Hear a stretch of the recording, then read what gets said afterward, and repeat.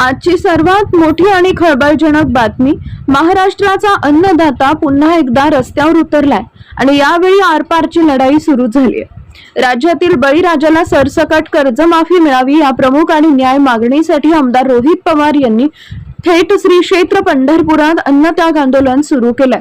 कर्ज वसुली नकोय, आम्हाला फक्त आणि फक्त कर्जमाफी हवी आहे, अशा थेट आणि आक्रमक शब्दात रोहित पवारांनी सरकारला ललकारलंय। आज सकाळी आमदार रोहित पवार यांचे पंढरपुरात आगमन झालं। त्यानंतर पंढरपूरच्या स्वातंत्र्यवीर सावरकर मार्गावरून एक विराट आणि ऐतिहासिक रॅली काढण्यात आली।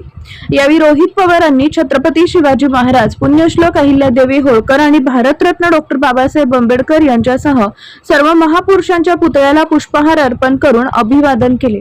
त्यानंतर थेट विठ्ठल मंदिराच्या पवित्र नामदेव पायरीचं दर्शन घेऊन विठ्ठलाची पूजा आणि आरती करण्यात आली।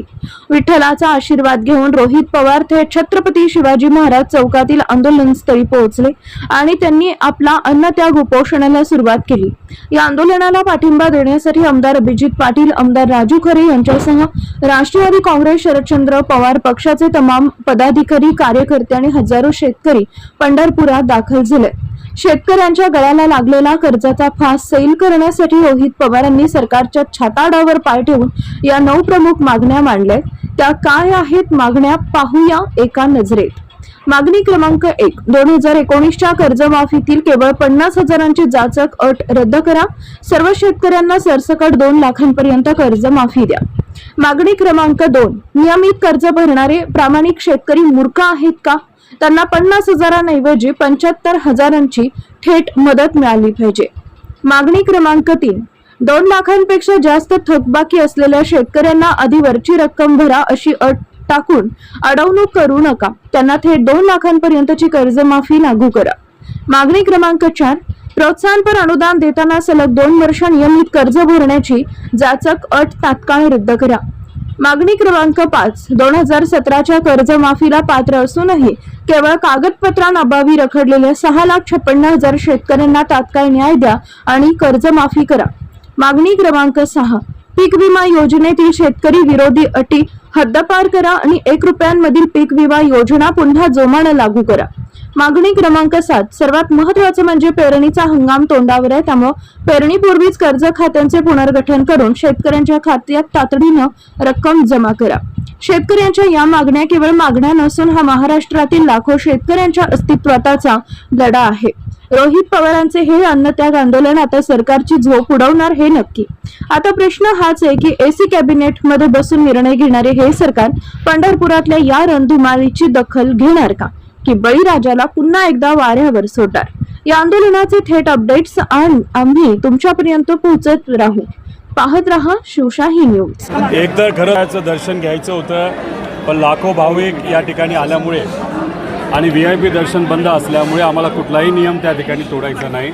लोकांना त्रास होणे अशी आमच्या सगळ्यांची भूमिका आहे। श्री नामदेव पायरीच्या इथे येऊन दर्शन घेतलं, नतमस्तक झालो। एक तर ईश्वराला मी प्रार्थना अशी केलेली आहे की या सरकारला सद्बुद्धी देव, ही 2019ची कर्जमाफीच्या योजनेमध्ये ती 2019ची अट ही काढण्यात यावी, जेणेकरून 56 लाख शेतकऱ्यांना आणि त्यात 36 लाख शेतकरी जे बाजूला राहत होते त्यांना त्या योजनेचा फायदा होईल। त्याच्याचबरोबर जी काही प्रोत्साहनपर मदत सरकारकडनं दिली जात आहे त्यात 25, 26, 26, 27ची अट ही काढण्यात यावी। त्यामुळे 2019ची अट, 25, 26, 27, 27ची अट, त्याच्याचबरोबर 1 रुपयामध्ये विमा तो सुद्धा शेतकऱ्याच्या बाजूचा हा देण्यात यावा। आणि येणारं वर्ष हे अतिशय कठीण वर्ष आहे। पाऊस यंदा कमी आहे असं सगळ्यांनी त्या ठिकाणी भविष्य वर्तवलेलं आहे आणि याच्यातच चांगला पाऊस पडू दे अशी ईश्वरचंदी त्या ठिकाणी प्रार्थना केलेली आहे। आपल्याला संपर्क झालेला आहे आंदोलन कलेक्टर आणि IG यांच्याकडनं फोन आलेले आहेत। त्यांनी सांगितलेलं आहे आम्ही वरिष्ठ नेत्यांशी त्या ठिकाणी 100% बोलू आणि काही ना काहीतरी तोडगा आजच्या आज तिथं काढू। आमची एवढीच साधी सोपी मागणी आहे, आम्हाला ह्याच्यात राजकारण करायचं नाही, अराजकीय आंदोलन आम्ही सर्वजण मिळून शेतकऱ्याच्या वतीने करत आहोत। 2019ची अट काढा आणि ज्याच्यामध्ये 50,000 रुपये जी आमच्या शेतकऱ्याला तुम्ही मदत करणार आहात ती न देता डायरेक्ट 2 लाखाची मदत ही देण्यात यावी। OTS साठी थांबू नये, डायरेक्ट 2 लाख रुपये तुम्ही शेतकऱ्याच्या खात्यात द्या। वरचा पैसा शेतकरी कधी भरेल तेव्हा त्या ठिकाणी भरेल. अशा अनेक मागण्या आहेत. लवकरात लवकर त्या ठिकाणी शेतकऱ्याच्या वतीने मान्य झाल्या तर मला असं वाटतं आंदोलन करण्याची जरूरत नाही. सरकार ताज्या घडामोडी जाणून घेण्यासाठी शिवशाही न्यूज यूट्यूब चॅनलला सबस्क्राईब करा. आपण हा व्हिडिओ फेसबुकवर पाहत असाल तर फेसबुक पेज फॉलो करा आणि शिवशाही न्यूज .com या आपल्या वेबसाईटलाही भेट द्या.